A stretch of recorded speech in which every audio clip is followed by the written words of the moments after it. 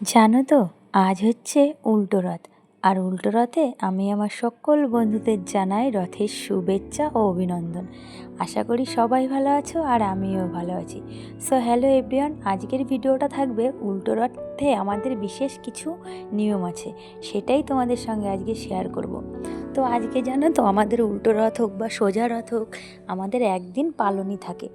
আমরা আজ পালনি করব। আর এই রথের দিনে জানো তো, আমাদের বাড়িতে আজকে উনুন জ্বলবে না, মানে বিশেষ করে কোনো আগুনের কারবার করা যাবে না। আজকে আমরা কোনো আগুনই জ্বালাবো না বাড়িতে। কিন্তু কি বলো তো, যতই আমরা বলি না কেন আজকে আমাদের রান্না নেই বলে কি আমাদের কাজ থাকে না? সেই দিন আমাদের আরও বেশি কাজ থাকে। আর জানো তো, সেই সঙ্গে সঙ্গে আজকে বিশেষ করে আমরা একটু মা মনসার পুজো করব। আর ওই কারণেই আজকে সকাল সকাল কাজটা আমি শুরু করেছি।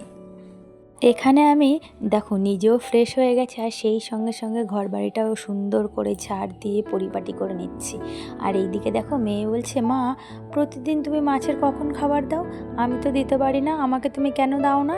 ওই জন্য আজ বললাম আচ্ছা ঠিক আছে, আজকে মাছের খাবারটা তুমিই দাও। আর মেয়ে এইদিকে মাছের খাবার দিচ্ছে, আর ওই পাশের বড় মাছ দুটো দেখেছো, পাগল হয়ে গেছে। ওরা খাবার দেখে ছুটো ছুটো শুরু করে দিয়েছে। তো মেয়ে এইদিকে মাছের খাবার দিচ্ছে, আর আমি ভাবলাম আজকে না কিছু কাচাকুচি করব। কারণ এই প্রতিদিন বর্ষার কারণে আমি না সেইভাবে কাচাকুচি করতে পারছি না। আর বাড়ি ছোট বাচ্চা থাকলে জানোই তো, কত জামা কাপড় নোংরা করে, আমাদেরকে কাচতে হয়। তো আজ ভেবেছি যাই হোক না কেন, আজ যেহেতু রান্না বান্না নেই, আজ আমি আগে কাচাকুচিটাই করে নেব। তো সেই মতো দেখো আমি কাচাকুচি করে ছাদের মধ্যে মেলতে চলে এসেছি। আর এর মধ্যে জানো না, ওই দিক থেকে আমার কাকিমারা ডাকছে, বৌমা হলো, কারণ আমি তাদের সঙ্গেই মায়ের পুজো দিতে যাব। আর পুজো বলে কথা, একটু আলতা সিঁদুর না পরলে হয় বলো? আর আমার না পুজোর সময় পায়ে আলতা পরতে ভীষণ ভালো লাগে। আর আমি সেই মতো দেখো সুন্দর করে আগে আমার ঘরের মা লক্ষ্মীর পুজো করে নিলাম।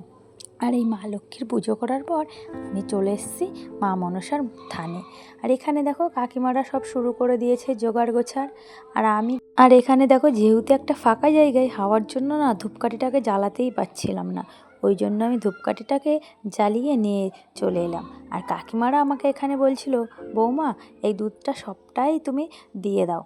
কারণ কি বলো তো, আমি তো আর অতটা জানি না, তাই কাকিমারা যা বলছিল আমি সেই মতোই করছিলাম। তো আমি এখানে ঠাকুরের সব দুধটা দিয়ে দিলাম। দিয়ে কি দেখো, কি দুর্ভাগ্য, একটু যে শান্তি মতো বসে মায়ের প্রণাম করব সেই উপায়টাও নেই।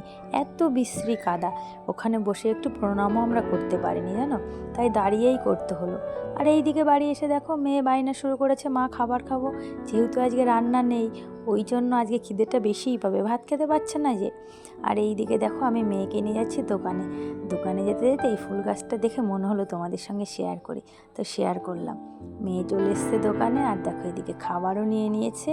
তো বন্ধুরা, আজকের ভিডিওটা কেমন লাগলো? যদি ভালো লাগে অবশ্যই আমাকে একটা লাইক কমেন্ট করো, তাহলে আমি আরও নতুন নতুন ভিডিও তোমাদের সঙ্গে আপলোড করব। টাটা বন্ধুরা, বাই।